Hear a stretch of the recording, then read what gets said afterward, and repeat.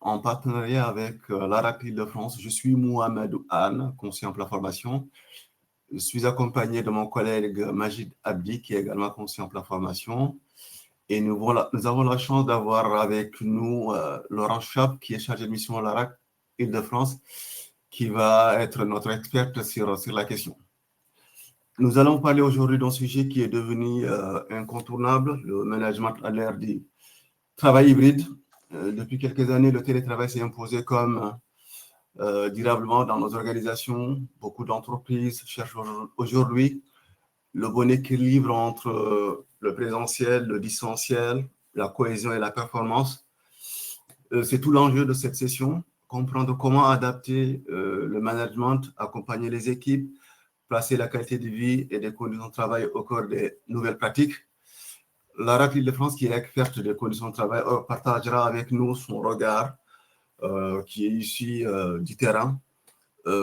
Et ce webinaire aussi entre dans le cadre de la semaine pour la qualité de vie au travail, qui est du 15 au 19 juin 2026, et dont la thématique principale, c'est manager, c'est tout un travail.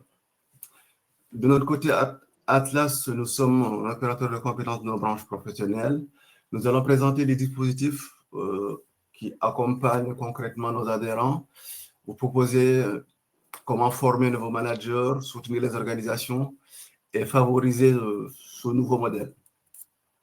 N'hésitez pas à poser vos questions dans l'onglet questions. Nos collègues pourront y répondre. Mais avant de commencer, il est important de rappeler quand même que Atlas, qui est Atlas, est le centre de notre mission. Atlas est un opérateur de compétences de 13 branches professionnelles, du conseil, de l'ingénierie, du numérique, de la banque, de l'assurance, des études et des finances. Nous sommes l'opérateur de compétences au service de la formation et de l'emploi. Cela signifie que notre rôle, c'est de relier le développement des compétences et la performance de l'entreprise.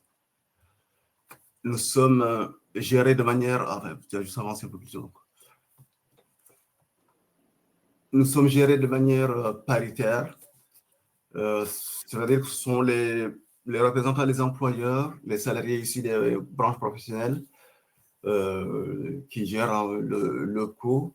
Et cette gouvernance partagée est essentielle parce qu'elle garantit que nos décisions, que nos actions soient toujours alignées avec les besoins réels des entreprises et des salariés. Alors, juste avancer. Alors, chez Atlas, nous avons 6 grands axes d'intervention qui structurent l'ensemble de nos actions auprès des entreprises et des branches. Ils vont traduire la double mission d'Atlas, financer la formation bien sûr, mais aussi conseiller, anticiper et innover pour construire les emplois et les compétences de demain. Le premier axe, c'est celui de conseiller, c'est notre cœur de métier. Vous avez, vous en tant qu'entreprise, des conseillers emploi formation qui vont vous accompagner dans la définition de vos besoins, dans le choix des dispositifs adaptés, dans la construction de véritables stratégies de développement des compétences. On ne se contente pas d'expliquer les dispositifs, on aide vraiment les entreprises à en faire un outil de performance des ressources humaines. Le deuxième levier, le deuxième axe, c'est financier. Le PATLA gère les fonds issus des contributions légales et conventionnelles pour soutenir les projets de formation des entreprises et les contrats d'alternance. C'est la dimension opérationnelle, c'est-à-dire la prise en charge, l'instruction des dossiers, le versement aux organismes de formation et le suivi de conformité. Mais au-delà du financement, le cours va sécuriser aussi le parcours des apprenants et la relation entre l'entreprise et l'organisme de formation. Le troisième volet, c'est la promotion. Le cours va participer à la valorisation des filières de nos branches. Et cela passe par une campagne de communication, des études, des outils qui facilitent la rencontre entre les jeunes et nos métiers d'avenir. L'objectif véritablement est de valoriser les métiers pour attirer les talents de demain. Alors, nous avons aussi pour vocation de faciliter le recrutement en alternance notamment. Atlas soutient les entreprises dans la recherche et l'embauche d'alternants en simplifiant notamment toutes les démarches administratives en aidant à la rédaction et à l'enregistrement des contrats et en fluidifiant les relations et les liens avec les CFA.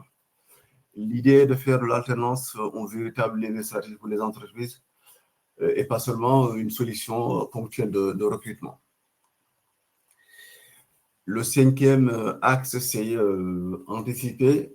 Le Quatlas mène régulièrement des travaux de prospective pour aider les branches et les entreprises à identifier les évolutions des métiers, les compétences émergentes et les liens avec les transitions numériques ou écologiques. Mais cela permet de construire des plans de formation qui sont adaptés et ajustés selon les référentiels des métiers. C'est ce travail d'anticipation qui donne le sens véritablement au financement d'investir aujourd'hui pour les compétences de demain. Et le sixième et dernier axe, c'est innover. Atlas soutient les structures et les organismes qui expérimentent de nouvelles modalités pédagogiques comme l'AFES, les formations hybrides. L'innovation est au cœur du développement des outils digitaux pour faciliter le suivi des parcours et renforcer l'efficacité des dispositifs. Avec ces derniers axes, Atlas va aider les entreprises à passer d'une logique de conformité à une logique de transformation par la compétence. Alors, Atlas, mais également, nous avons aussi comme mission d'accompagner nos entreprises pour répondre aux enjeux clés qui concernent les différentes transitions, que ce soit les transitions numériques, notamment l'accélération des usages numériques, de l'IA, de la cybersécurité. Atlas aide également à évaluer la maturité digitale, à former les équipes. On va aussi appuyer via des diagnostics, de l'ingénierie et des prestataires conseils. Au-delà du numérique, c'est aussi toute la question de la transition écologique qui va mobiliser les entreprises. Et en cela, en fait, on accompagne aussi les entreprises à mieux faire face à de nouvelles réglementations, aux enjeux de la RSE, à la décarbonation.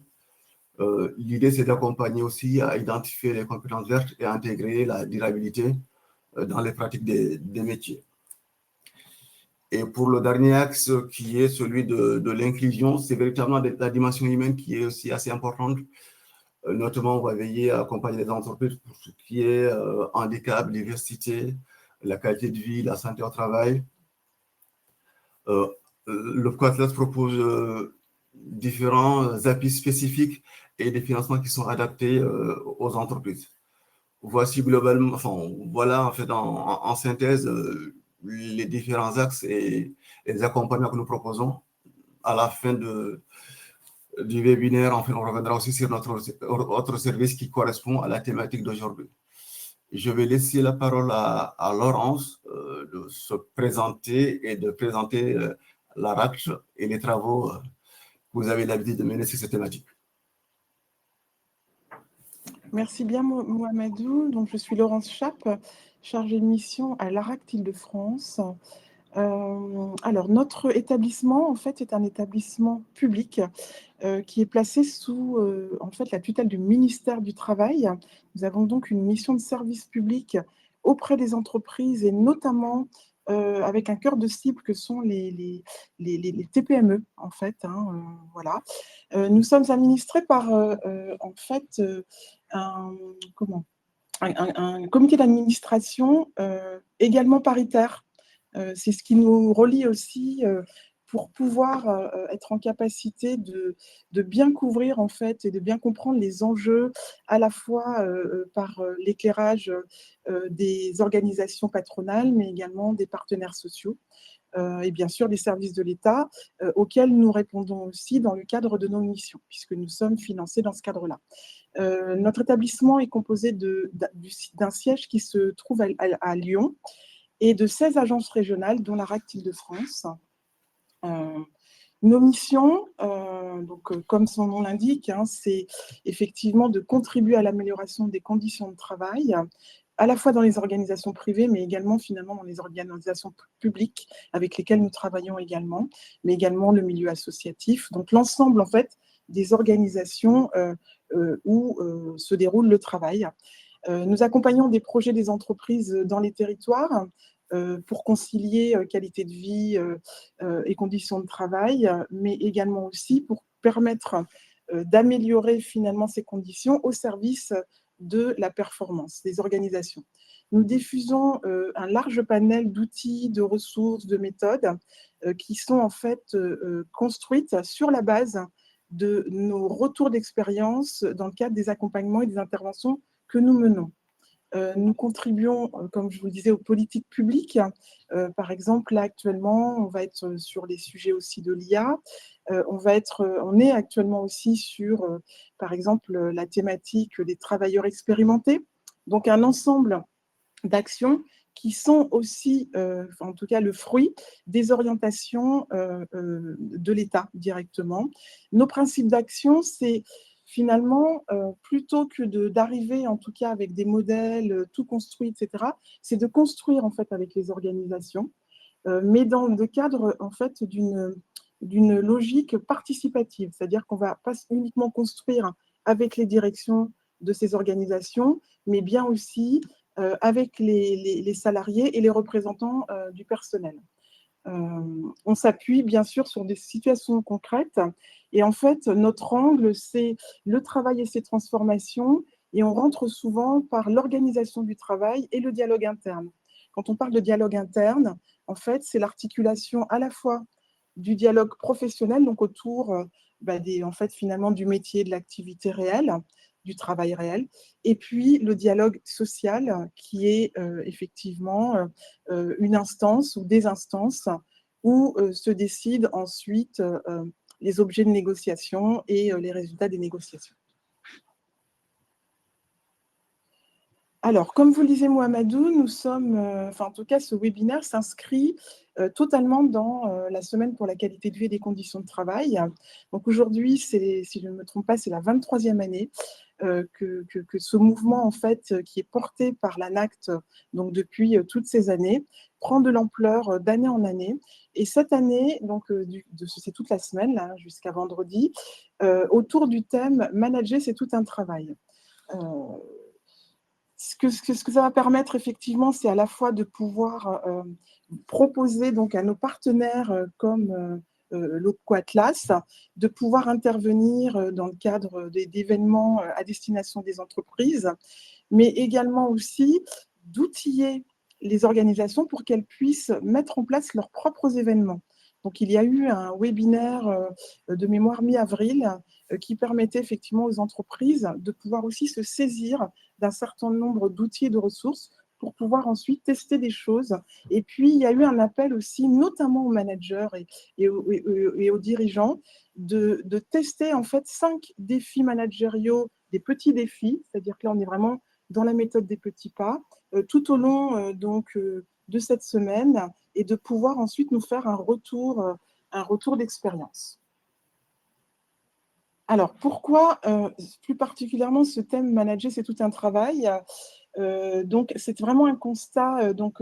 Les études, j'ai envie de dire aussi toutes les transformations et les transitions qui vont finalement traverser les organisations du travail.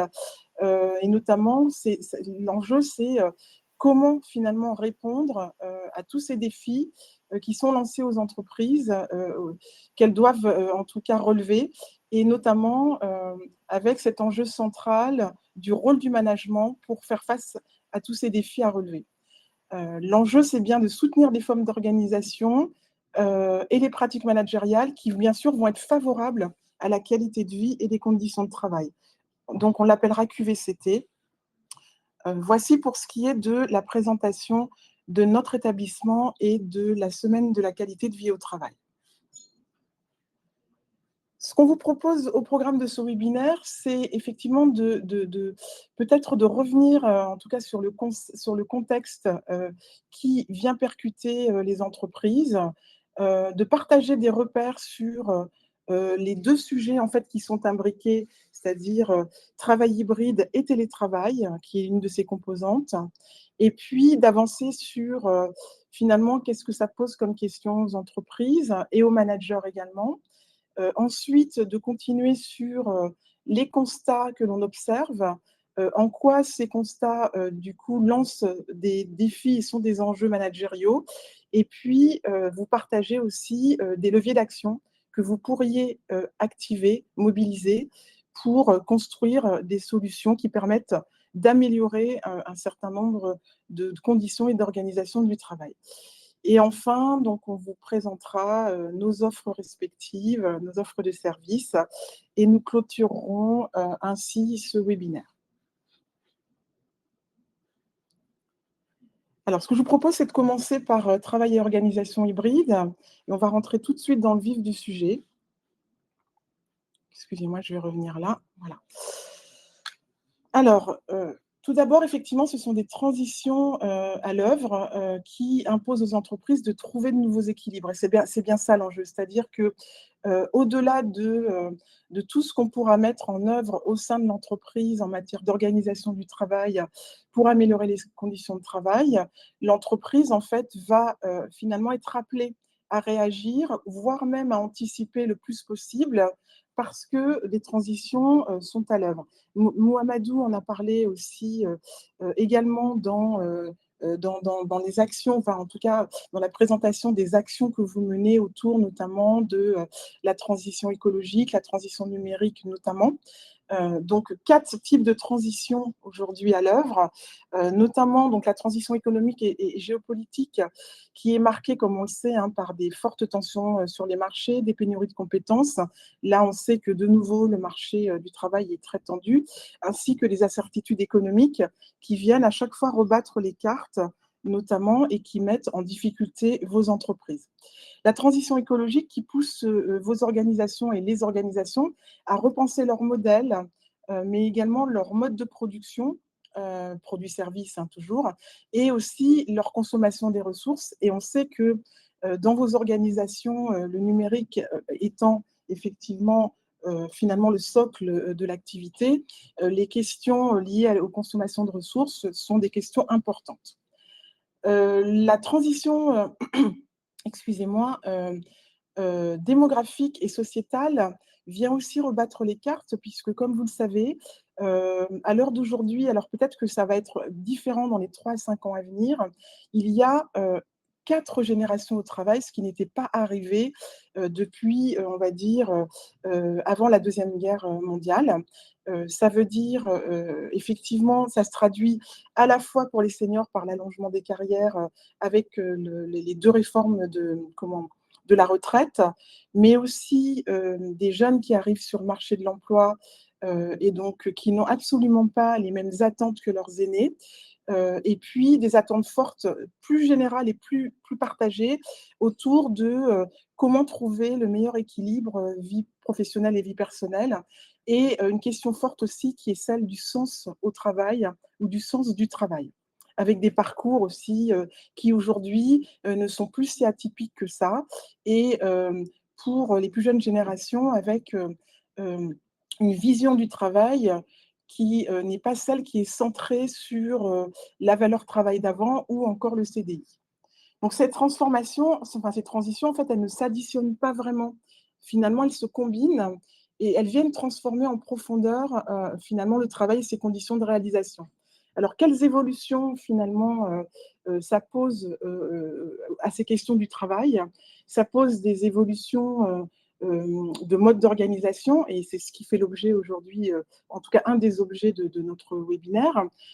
Ça pose aussi des évolutions de pratiques managériales, qui est l'autre sujet de ce webinaire, mais aussi des évolutions des relations de travail et des coopérations, des évolutions aussi sur le sujet des compétences et des métiers, puisque, comme vous le savez, ces transitions appellent à de la création de nouveaux métiers, la disparition d'anciens métiers, et autour de ça, et du coup, vous êtes, vous, les acteurs consacrés, notamment les OPCO et en particulier Atlas, c'est bien le sujet, en fait, socle, c'est comment, effectivement, on construit et on accompagne le développement ou, du coup, la construction de nouvelles compétences, et enfin, des nouveaux outils et des nouvelles façons de travailler. Là, on va parler d'outils collaboratifs, mais pas que.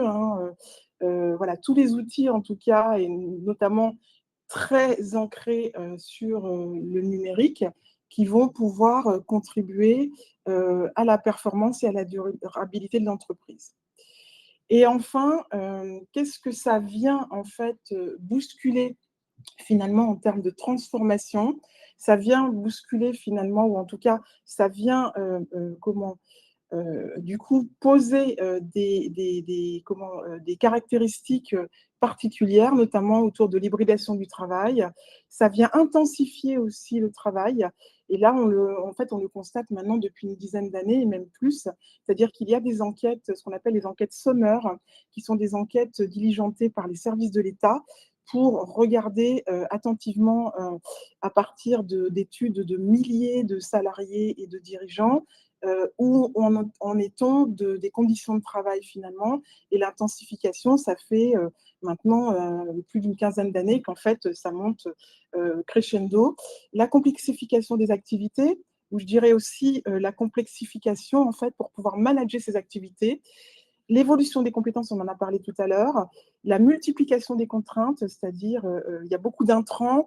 Il y a également aussi ce qu'on appelle les prescriptions du travail qui arrivent de partout. C'est-à-dire que plus on va être dans des organisations du coup, qui sont très ancrées numériques, plus les sollicitations, en fait, elles vont arriver de partout et ça pose d'autres types de contraintes.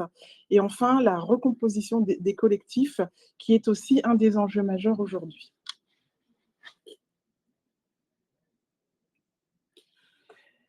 Alors, ce que je vous propose, c'est peut-être qu'on partage ensemble, finalement, en tout cas du point de vue de l'ANACT, mais pas que, hein, puisqu'il s'agit aussi donc de définitions qui sont inscrites au Code du travail, et notamment aussi qui sont aussi portées par l'ANACT et l'Organisation internationale du travail. Du coup, quand on parle de travail hybride ou d'organisation hybride, de quoi on parle ? On parle effectivement d'une modalité organisationnelle dans laquelle les salariés alternent présence physique, enfin présentielle et distancielle, mais comme du coup, comme on fait dans le cadre du télétravail. À ceci près, c'est que ces formes d'organisation impliquent aussi une reconfiguration des lieux de travail, des temps. On va reparler effectivement des temps synchrones et asynchrones, des outils et des modes de management. Donc c'est beaucoup plus large finalement, et ça vient englober le télétravail, qui lui, donc, dans le cadre de la définition du Code du travail, désigne toute forme d'organisation du travail dans lesquelles ou dans laquelle un travail qui aurait également pu être exécuté dans les locaux de l'employeur est effectué par un salarié hors de ces locaux de façon volontaire en utilisant les technologies de l'information et de la communication. Du coup, peut-être qu'on le dirait autrement aujourd'hui, hein, puisque maintenant, ça fait quelques années que cette définition a été portée au Code du travail.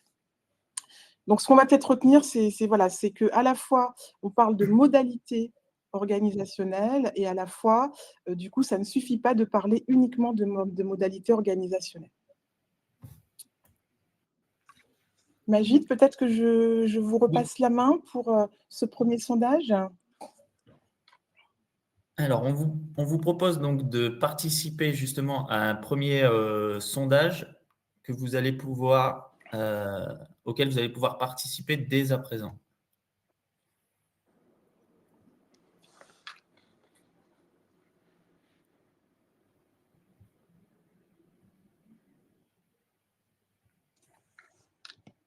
On va peut-être relire la question pour tout le monde, c'est possible, Majid ? Alors, et vous, dans votre organisation, quel est aujourd'hui le défi numéro 1 du management hybride ?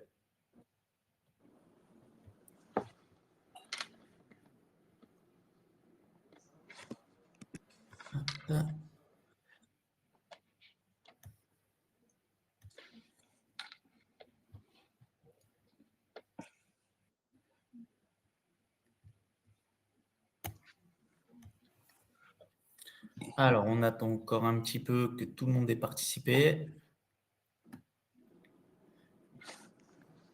Alors, je vois que ça bouge encore un petit peu.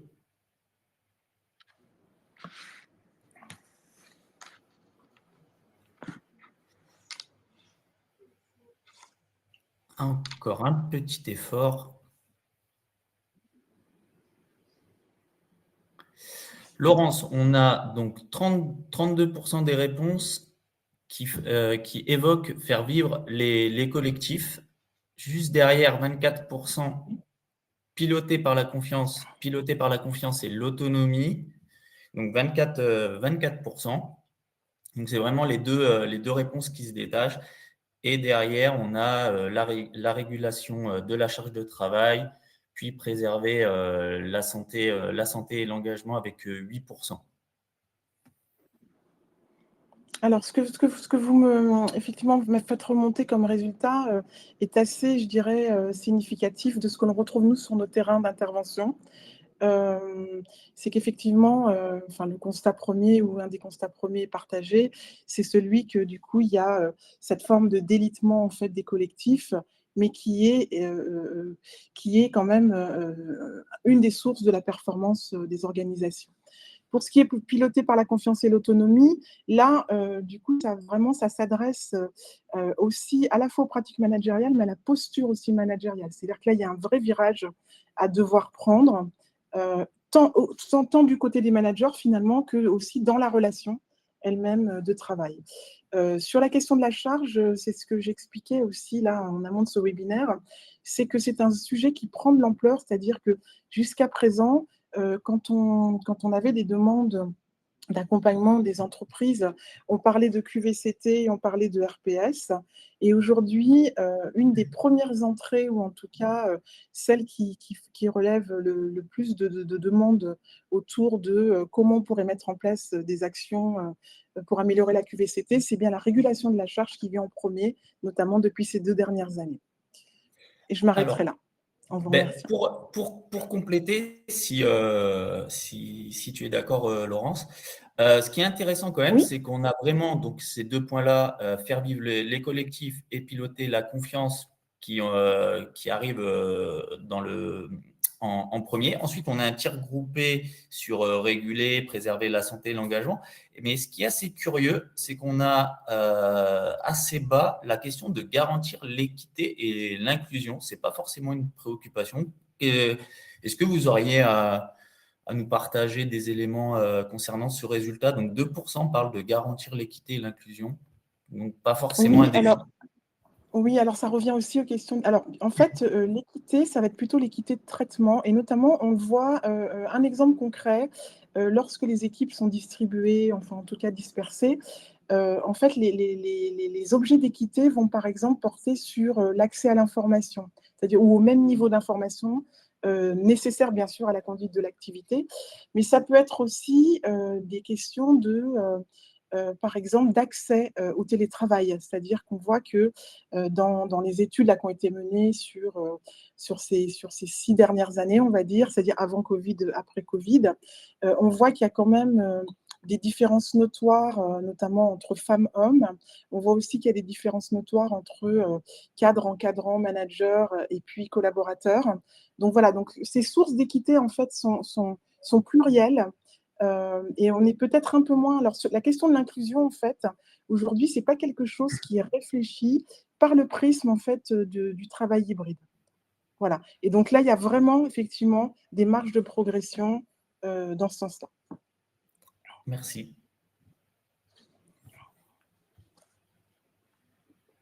Du coup, est-ce qu'on peut poursuivre ou est-ce qu'il y avait des questions à ce stade?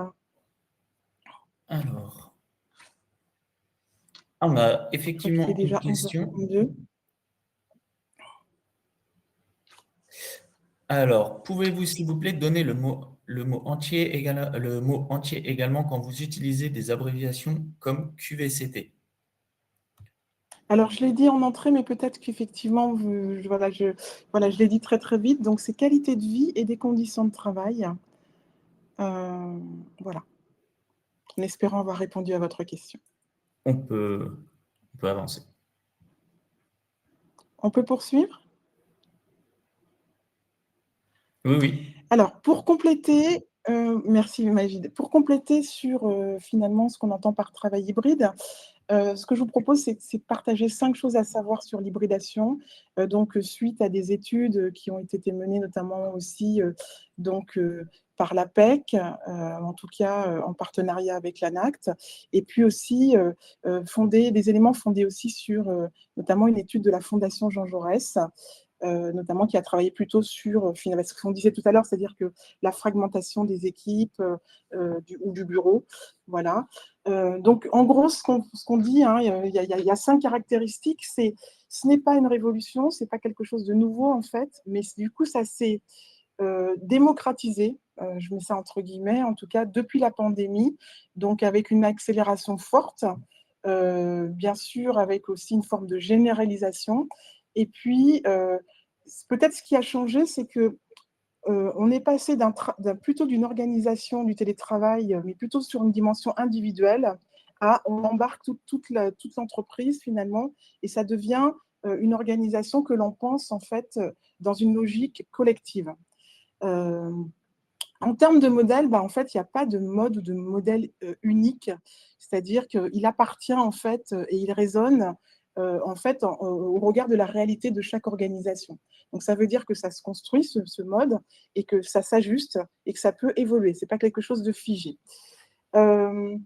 Le défi concerne voilà, la question aussi des lieux de travail qui ne sont plus forcément les mêmes. C'est-à-dire que hier, quand on était en télétravail un peu forcé, c'était uniquement l'habitat, qu'il soit principal ou autre.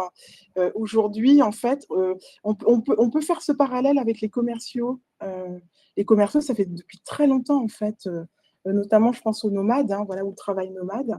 Donc, ça fait très longtemps que la question des lieux de travail, la question des temporalités aussi, ou alors toutes ces équipes distribuées en fait entre la France et les pays étrangers, avec des fuseaux horaires, etc. Du coup, toutes ces questions-là en fait étaient résolues, mais de manière très, enfin j'ai envie de dire, encore un petit peu très, très confidentielle. Et donc, ce qui est important de se dire, c'est que oui, en tout cas, c'est un vrai sujet aujourd'hui, qu'on ait des sites à l'étranger, en France, etc. Mais en tout cas, ces questions de lieu et de temporalité du travail sont à prendre en considération et à introduire dans la réflexion et la construction de nouveaux modes d'organisation hybride. Enfin, le travail de coordination, à chaque fois qu'on a été en contact avec des encadrants, même des chefs d'entreprise, hein, qui sont souvent un peu couteau suisse pour les toutes petites organisations, la question de la coordination revient en permanence. C'est-à-dire qu'en fait, ils nous disent ça devient compliqué, on a l'impression de ne faire que ça, de faire aussi de la planification. Je ne sais plus quand est-ce que je joins les uns, les autres, etc. Donc voilà, en tout cas, cet effet vraiment très important de finalement mon métier ou mes activités c'était ça hier, aujourd'hui la coordination prend une place très importante. Et enfin les dynamiques collectives, là on est bien sur le sujet qu'on a évoqué tout à l'heure, c'est-à-dire effritement ou dispersion des collectifs, mais qui entraînent effectivement des conséquences qui peuvent venir impacter à la fois les équipes, la qualité du travail et également finalement la performance de l'entreprise. Alors, pour suivre, quelques chiffres. Donc, ces chiffres clés, en fait, sont issus notamment de la DARES, de l'enquête Trakov. Alors, j'ai plus en tête, hein, mais bon, c'est celle qui regarde aussi les conditions de télétravail. Voilà, en tout cas, plusieurs sources officielles nous ont permis de vous proposer quelques chiffres clés qui permettent aussi de donner du sens un petit peu à cette évolution du télétravail et du travail hybride qui, comme je vous le disais, sont très, très imbriqués. Donc, 22% des salariés travaillent au moins une fois par mois. On voit bien qu'effectivement, après la crise, tout s'est accéléré. Excusez-moi. Et que finalement, ça signifie qu'un salarié sur 5 a intégré une forme de travail à distance dans son organisation. Alors, bien sûr, vous, dans vos organisations et dans vos secteurs, vous êtes notamment très, très, très concernés. Et on verra qu'il y a des chiffres Île-de-France qui viennent en plus, finalement, consolider cette dimension très importante qu'a prise le télétravail et le travail hybride. En gros, 2 jours en moyenne par semaine. Donc là, on était sur la dernière source 2024, mais donc il y a une étude aussi qui est tombée là en janvier 2026, une étude de la DARES qui reprend aussi donc, des chiffres similaires. Donc on reste bien, on va dire que maintenant, ça s'est un petit peu stabilisé, ces 2 jours en moyenne. 48% des cadres travaillent régulièrement, télétravaillent régulièrement. Donc là, c'est quand même lié au secteur favorable, hein, bien sûr, au télétravail. Mais alors là, on n'est pas tout à fait sur 2 jours par mois, hein, pour être très clair. On est sur des chiffres beaucoup moins importants, mais au moins peut-être, pardon, 2 jours par semaine, excusez-moi, mais au moins cette modalité, en fait, fait partie quand même de l'organisation du travail aussi des cadres. Voilà. 70% des salariés du secteur information, communication, télétravail. Je pense que ça résonne aussi donc avec vos secteurs. Et donc là, c'est une source de l'INSEE, effectivement, qui s'est concentrée plus particulièrement sur ces secteurs d'activité. 18% de télétravail moins d'un jour par semaine. Et donc là, effectivement, ce qu'on se dit, c'est pourquoi ces 18%, notamment parce que en fait, là, on était peut-être plus concentré quand même sur finalement cette période aussi transitoire où on négociait le télétravail. Il y avait déjà des chartes qui existaient, on négociait, et puis là, on arrive tout doucement, en fait, depuis 2024, à des renégociations ou des ajustements. Plus d'un salarié sur 5 du privé, donc ça, j'ai déjà dit. 62% des cas. Pourquoi j'ai. Oui, excusez-moi. J'ai l'impression que du coup, mes données, là, il y a un truc qui a glissé, donc je vous prie de m'excuser. On re-regardera ça avec beaucoup d'attention. Je finirai par les femmes télétravaillent plus que les hommes. Alors, ce qu'on disait tout à l'heure, c'est qu'à la fois l'équité, les questions d'équité font que finalement, elles n'ont pas forcément toujours accès voilà, à certains, notamment au niveau d'information, etc., dans le travail de tous les jours. Et en même temps, c'est peut-être celles aussi qui demandent le plus souvent de pouvoir accéder au télétravail dans la mesure où ce sont elles qui concentrent encore aujourd'hui, notamment la plus grande part ce qu'on appelle les responsabilités parentales. Et je m'arrêterai là pour ces chiffres et nous veillerons effectivement à bien les revérifier. Alors, on va poursuivre par les constats en fait, et enjeux observés. Oui, je t'en prie. Oui, si je suis obligé de faire la modération par le temps parce que je vois qu'on arrive on avance, moins de 20 minutes vite, ouais. et que je pense et c'est un sujet super intéressant. Donc moi, ce que je te propose, c'est peut-être on va traiter les questions au maximum sur le côté et de temps en temps, si tu veux relever quelques questions, on sera là. Mais je me permets d'indiquer que voilà, il faut optimiser le temps. Il est 40, ok, 41. Très bien, je prends en note. Donc, peut-être juste 3 constats, mais on ne va pas rentrer trop dedans parce que vous les retrouverez. En tout cas, donc, différentes études, que ce soit le Cairn, etc., la haute autorité, etc. En tout cas, il y a trois sujets majeurs qui reviennent dans les constats et enjeux observés pour les entreprises.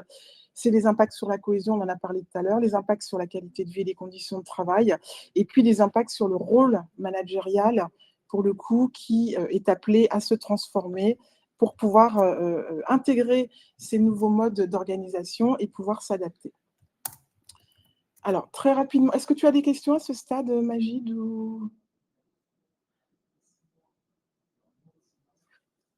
Qui concerne le télétravail en tant que tel et sur les possibilités de cadrer, notamment quand le lieu n'est pas celui du domicile où on demande régulièrement l'attestation d'assurance.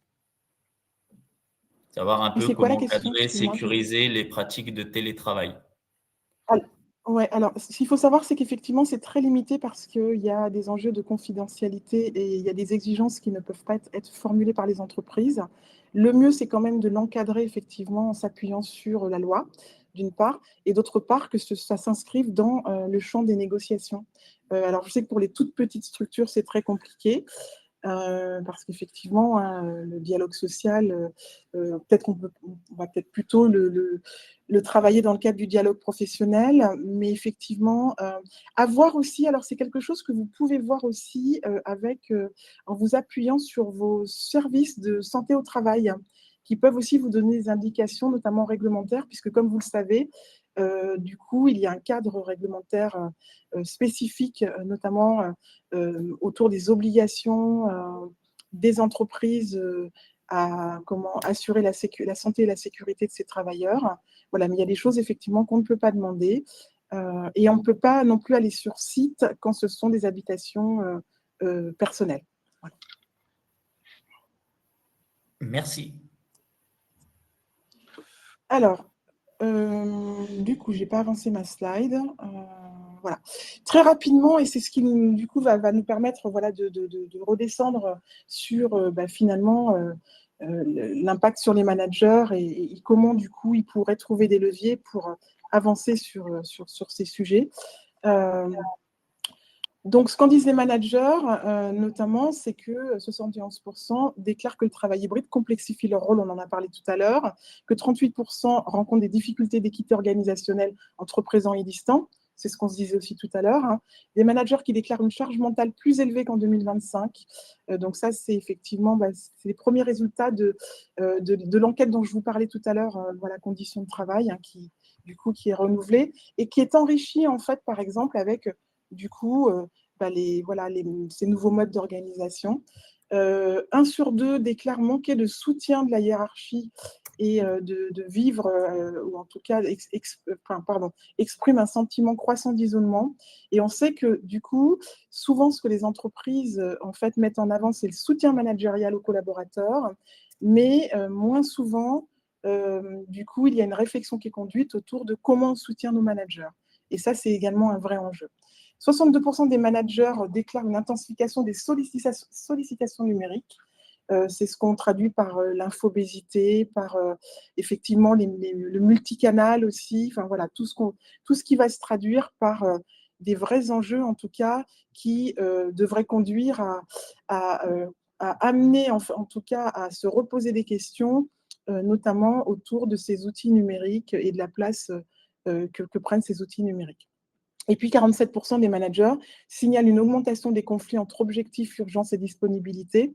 Alors, ce n'est pas forcément un effet direct de l'organisation hybride, mais ça traduit bien aussi que les choses vont de plus en plus vite et que parce qu'il y a de la multi-sollicitation et parce qu'il y a ce qu'on appelle de la multi-prescription, et on le voit bien dans les organisations que l'on accompagne, le nombre de demandes d'outils en tout cas pour aider à mieux prioriser, etc., est croissant depuis aussi ces 2 dernières années.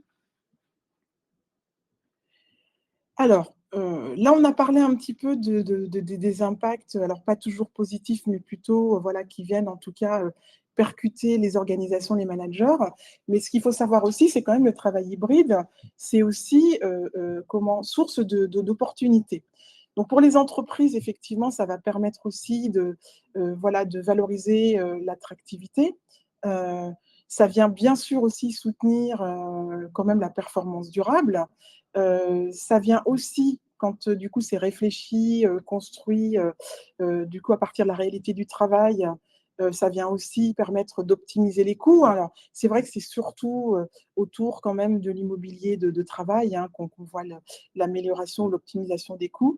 Et puis ça vient aussi finalement ça vient en fait obliger les organisations à peut-être repasser en revue leurs processus, les clarifier, les simplifier, les moderniser. Donc voilà, plutôt, je dirais, des effets aussi positifs. Pour les salariés, voilà, là aussi, ça peut finalement offrir des perspectives en termes d'amélioration finalement, en termes d'autonomisation, d'un meilleur compromis finalement entre qualité de vie au travail et puis qualité de vie hors travail. Aussi, si du coup les réflexions tendent à être menées dans une logique qui va prendre en compte aussi les questions d'engagement, donc ça peut aussi régénérer en fait finalement cet engagement. Et puis, ça va permettre aussi pour des personnes qui sont éloignées ou qui ont des contraintes familiales de rester en prise finalement avec l'activité et avec les équipes. Enfin, pour les managers, ce qui est intéressant, c'est aussi ce passage du contrôle, ou en tout cas, peut-être d'une habitude un peu plus de contrôle à un management par la confiance. qui n'est pas simple, mais en tout cas qui peut se faire aussi en douceur et de façon outillée. Une montée en compétences, et ça, j'ai envie de dire aujourd'hui, et vous savez très bien, Magid, peut-être d'ailleurs que vous allez réagir au nom d'Atlas, mais l'enjeu, c'est bien effectivement le développement des compétences tout au long de la vie pour pouvoir s'adapter à tous les défis. Et puis, un rôle plus stratégique, puisqu'effectivement, ça va permettre aussi de se reposer des questions autour des arbitrages, de la priorisation, etc. Et enfin, on a parlé tout à l'heure du soutien aussi organisationnel. Et je m'arrêterai. Alors, du coup, la question qu'on peut se poser, c'est en quoi le management devient-il central finalement dans ces organisations hybrides? Eh bien oui, en fait, il est central pour tout ce qu'on s'est dit tout à l'heure. Et du coup, il va embarquer effectivement les questions de régulation du travail, qu'on soit sur site ou hors site, les questions de coopération et de circulation de l'information, la cohésion d'équipe, le pilotage de l'activité et du coup, cette question d'autonomie, c'est-à-dire où est-ce qu'on met le curseur, et en sachant qu'à la fois, il y a le curseur pour le collectif et il y a le curseur aussi dans la relation individuelle de management, et surtout ne pas oublier aussi tous les enjeux de prévention et de qualité de vie et des conditions de travail. Est-ce qu'il y a des questions ? Pas de questions nouvelles à ce stade, Laurence. Je propose d'avancer. On arrive dans les 10 dernières minutes. Oui, merci. Oui. Alors, moi, ce que je vous propose, c'est d'avancer. Est-ce que, du coup, le sondage, est-ce qu'on peut le mettre de côté? Est-ce que, du coup, vous en êtes d'accord? Vous voulez qu'on Parce que, du coup, avance? je n'aurai pas forcément le temps. Oui, de On commenter. avance. Merci bien. Voilà. Alors, en termes de… oui, alors, du coup, on ne va pas revenir sur les constats. Du coup, on va aller directement, finalement, à ce qui va vous intéresser le plus, je pense. C'est du coup comment on peut arriver, finalement, voilà, quels sont les leviers pour agir et pour avancer. Alors, ce que l'on vous propose, en fait, c'est 6 entrées thématiques qui peuvent, du coup, être questionnées, qui peuvent permettre d'ouvrir la réflexion et la construction de solutions. Ces six entrées, vous les retrouvez aussi dans notre nouvel outil là, qui est sorti en février 2026, notamment, qui est un autodiagnostic télétravail et organisation hybride. Et donc, le travail hybride bouscule les repères traditionnels et questionne l'utilité même des espaces de travail. On l'a vu là sur ces 3 dernières années. L'enjeu central, c'est de faire du présentiel un véritable levier de coopération plutôt qu'un simple levier de présence physique. Et c'est bien ça la difficulté, parce que finalement, les entreprises, alors vous vous souvenez, les grosses, et notamment surtout américaines, on dit non, on revient au travail, etc. Mais en fait, on ne règle pas le sujet. Et rentrer par uniquement finalement les espaces de travail, les lieux de travail, donc le mobilier, le foncier, etc., ce n'est pas non plus la réponse. Donc, quand on parle d'espace, de lieu et d'environnement de travail, on va essayer de raisonner de façon systémique. Et donc, concevoir des espaces, ou en tout cas peut-être les imaginer autrement pour se concentrer sur, du coup, le présentiel et en quoi ce présentiel apporte une vraie plus-value pour le collectif et pour l'entreprise, c'est un peu ça, du coup, l'enjeu. En tout cas, le levier. Alors, 2 exemples, vous les retrouverez. Donc, à chaque fois, je vous ai mis des exemples. On n'a pas le temps là de les présenter, mais vous les avez sur le support. Et en tout cas, l'idée, c'est qu'effectivement, 30% de satisfaits à l'usage des jours en présentiel, parce que a été rediscutée finalement cette question, mais finalement, qu'est-ce qu'on fait en présentiel et qu'est-ce qui apporte de la plus-value à tout un chacun. La deuxième entrée, ça va être les équipements numériques et les outils collaboratifs. Voilà. Et donc, à ce sujet, en fait, ce que je disais tout à l'heure, c'est que, voilà, multiplication, multisollicitation, voilà. Et donc, la difficulté, c'est que ça vient complexifier finalement le quotidien et l'organisation du travail. Donc, l'enjeu central, ça va être finalement de trouver l'équilibre entre performance, du coup, numérique, simplicité des usages et QVCT. Et donc, des leviers que vous allez pouvoir mobiliser, construire autour de, du coup, simplifier, adapter l'environnement numérique, structurer et accompagner les usages, parce que souvent, en fait, on constate qu'il y a un déficit finalement d'accompagnement. Alors, au début, on dit voilà le nouvel outil, etc. Mais finalement, on s'aperçoit que ça peut aussi créer ce qu'on appelle de la disqualification, qui est une des caractéristiques aussi de risques psychosociaux. Et donc, l'idée aussi, c'est, au-delà de faire évoluer les outils, etc., c'est de ne pas les multiplier en millefeuilles, de bien prendre en compte et de bien réfléchir à en quoi ils viennent servir l'activité et à quel niveau, et de se dire que ça s'accompagne en fait dans la durée. Organisation et temps de travail, organisation des temps et charges de travail. Là, on va plutôt être sur des constats autour de finalement cette question de la coordination, parce que en fait tout va partir de là.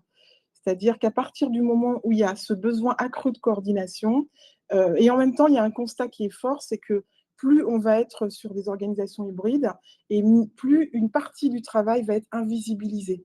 Vous parliez tout à l'heure, Magid, de la question qui avait été posée, c'est comment, du coup, finalement, on peut regarder si les conditions sont réunies, etc. Et ça va être un peu la même chose sur, mais finalement, fait-il son travail, etc. Et donc, un des leviers, ça va être aussi le management par objectif, finalement. Et par contre, ça sous-tend une condition sine qua non, c'est en tout cas de vérifier que la personne a bien les moyens pour atteindre ses objectifs. Donc, préserver la performance sans laisser s'installer d'une part la surcharge, mais également, effectivement, ne pas trop verser dans le contrôle, mais plutôt, effectivement, de se dire qu'est-ce que moi, je mets en place comme indicateur, etc. Et qu'est-ce que je donne à lire et à bien comprendre à mes collaborateurs pour qu'ils puissent finalement atteindre les objectifs fixés. Donc, je vous laisse prendre connaissance des leviers un peu plus tard. Les pratiques managériales, globalement, on va être plutôt sur ces enjeux de coordination. On va être aussi sur, finalement, comment, tout doucement, on laisse un peu derrière nous, finalement, ce management hérité du présentiel pour aller, finalement, sur ce management un peu plus du travail hybride. Et ça passe aussi par des logiques de supervision. Et effectivement, on va être sur de l'animation en continu et sur des régulations, mais plutôt collectives. C'est-à-dire l'idée, le risque aussi qu'on rencontre, c'est de se retrouver à faire du micromanagement, c'est-à-dire avec chaque personne tout le temps, etc. Alors qu'en fait, si on rentre plutôt par les régulations collectives et qu'on embarque les équipes pour construire des solutions d'amélioration, alors du coup, on aura moins ce biais et toujours essayer aussi de trouver cet équilibre entre autonomie et accompagnement. Donc, les leviers, j'en ai parlé un petit peu tout à l'heure, c'est manager par les objectifs, c'est réguler autant que possible, mais plutôt collectivement, et c'est faire du dialogue sur le travail, finalement, un outil central. Donc, parce qu'on va parler du travail réel, et parce que, du coup, on va réfléchir ensemble, on pourra construire des solutions opérantes et, et structurantes. Le rapport au collectif, donc c'était… Oui. Ce que je te propose, c'est peut-être tendre vers les offres de services dès que tu peux. On est rentré dans les 5 dernières minutes. D'accord. Bon, ce que je vais faire, c'est juste ça. Alors, dans ce cas-là, et désolé pour peut-être le avoir un temps. focus sur Oui. l'outil. Ouais, alors, peut-être 10 leviers. Enfin, en tout cas, en faisant le tour, ce qu'on se dit, c'est rendre visibles et explicites les priorités. Objectiver et réguler la charge, on a dit tout à l'heure. Clarifier les règles aussi du travail hybride. On peut passer par des chartes, des accords, etc. Organiser le dialogue sur le travail, c'est-à-dire ça doit devenir en fait une habitude. Voilà. Synchroniser les collectifs, on parlait de temps synchrone, asynchrone. Structurer l'entraide et les coopérations. Maîtriser les sollicitations numériques, on en a parlé tout à l'heure. Prévenir les risques, c'est-à-dire que dans ce spectre, en fait, on doit toujours avoir en tête en tant que manager, et ça c'est soutenu par les RH et même la stratégie de l'entreprise, où effectivement, il y a toujours trouvé le meilleur compromis entre performance et santé au travail. Et enfin, bien sûr, outiller les managers, notamment, et construire les transformations avec les salariés. Alors, du coup, notre offre de service autour de ces sujets, je me suis trompée, excusez-moi, c'est par là que je voulais rentrer. Voilà. C'est notamment, donc je vous ai parlé tout à l'heure très rapidement du dernier autodiagnostic qui nous a été commandé en fait par la Direction régionale du travail, donc la DRIETS Île-de-France, notamment parce qu'il y avait des vrais enjeux aussi de prévention, de santé au travail. Et donc c'est un outil qui est disponible en ligne, que vous pouvez donc faire, auquel vous pouvez accéder gratuitement. Et pour ceux et celles qui ont déjà en fait un compte sur notre plateforme d'autodiagnostic et notamment qui ont déjà utilisé l'autodiagnostic QVCT, en fait, vous n'avez pas besoin de recréer un compte. Donc, du coup, on retrouve les 6 thématiques, en fait, qui vous proposent par des affirmations, ce ne sont pas des questions, des affirmations, de pouvoir questionner ou re-questionner dans le temps ces 6 entrées thématiques. Très rapidement, je passe. Voilà. Donc, c'est un questionnaire, je vais arriver là, voilà, qui vous permet à la fois donc de répondre aux questions. Et quand vous avez répondu, vous pouvez faire des interruptions, revenir, etc. Et quand, du coup, pardon. Non, ce que je voulais rajouter, c'est que par contre, ces outils, nous conseillons en fait de les aborder dans le cadre de collectifs. Ça peut être 2 équipes ou une équipe. Ça peut être aussi les représentants du personnel et les représentants de la direction, parce que l'intérêt, c'est de pouvoir discuter en interne autour de ces sujets-là et de pouvoir effectivement aussi dans le temps, sortir des résultats et pouvoir les comparer à un autre moment. Donc, ça peut être jour J aujourd'hui, 6 mois après, ou alors ça peut être jour J, on met en place un premier plan d'action et après on regarde dans le rétroviseur. Et donc, vous avez la possibilité aussi de comparer effectivement les résultats d'aujourd'hui et d'hier. Vous avez un ensemble de ressources aussi qui sont accessibles. Voilà. Et vous avez aussi donc dans notre offre un ensemble aussi de ressources, que ce soit des publications, que ce soit des outils aussi pour avancer lorsque vous allez mettre en place des actions finalement d'amélioration des conditions de travail, et également une offre de formation qui est proposée aussi, notamment sur le management, comment mieux concilier performance et santé au travail, une formation d'une demi-journée pour les dirigeants et une formation sur 2 jours pour les managers encadrants. Alors, on n'a pas eu de nouvelles questions à ce stade. Ce que je vous propose, donc l'Opco Atlas est aussi positionné sur ces sujets organisationnels. D'ailleurs, vous voyez, on met en avant l'offre de notre partenaire l'ANACT. Sur Campus Atlas, sujet de la formation qui a été abordé par Laurence par le prisme de la qualité managériale, c'est un vrai enjeu et il y a même une offre dédiée donc, sur votre Campus Atlas sur l'organisation hybride et le management adapté. Donc, auprès de votre OPCO, il y a un certain nombre d'outils qui sont vraiment disponibles. Je pense aussi aux prestations d'accompagnement RH qu'on peut déployer. Donc, nous vous invitons à prendre contact avec votre conseiller emploi-formation pour vraiment pouvoir avoir des précisions sur l'offre de service, à la fois les notes, celles qu'on porte, mais également une orientation vers nos partenaires, notamment partenaires privilégiés qui est l'ANACT. En tout cas, nous espérons que vous avez passé un moment enrichissant, un bon moment. J'ai dû, à un moment donné, modérer par le temps. Je pense que c'est un sujet avec beaucoup plus d'échanges serait enrichissant pour tous. En tout cas, un grand merci pour votre participation. Laurent, si vous voulez, je vous laisse le mot de la fin et la dernière question.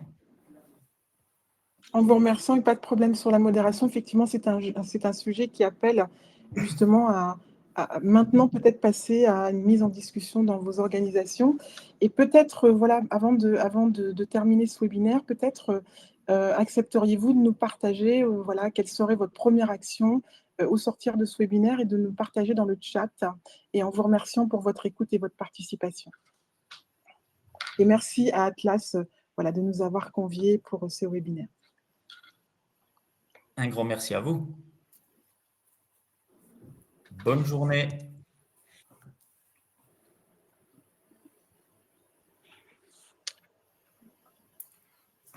Tu as partagé le support, Majid?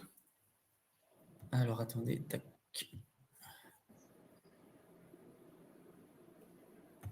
Je mets à disposition le support.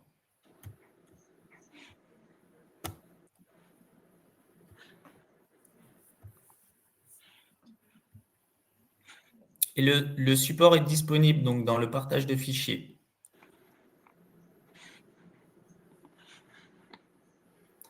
Je laisse quelques temps le webinaire ouvert, pour que les personnes puissent se positionner sur le chat, nous faire le partage et télécharger donc le support de présentation qui vous est disponible dans le partage de fichiers. Encore un grand merci à tous et toutes pour votre attention.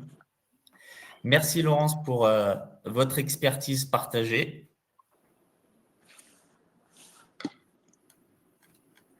Au revoir.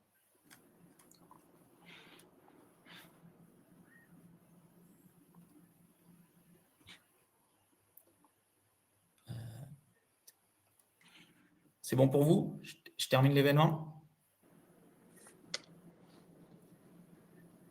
Ah, attends. Magil, il y a une demande, c'est où le partage de fichiers?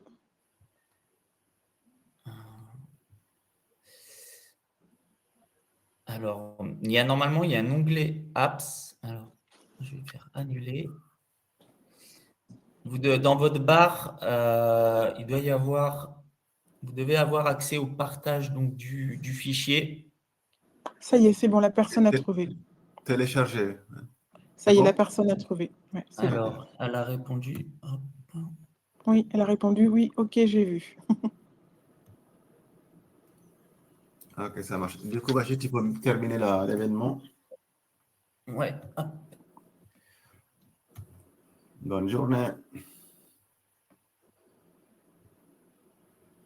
Je reste avec vous ou... Oui, alors on peut se rappeler rapidement sur Teams.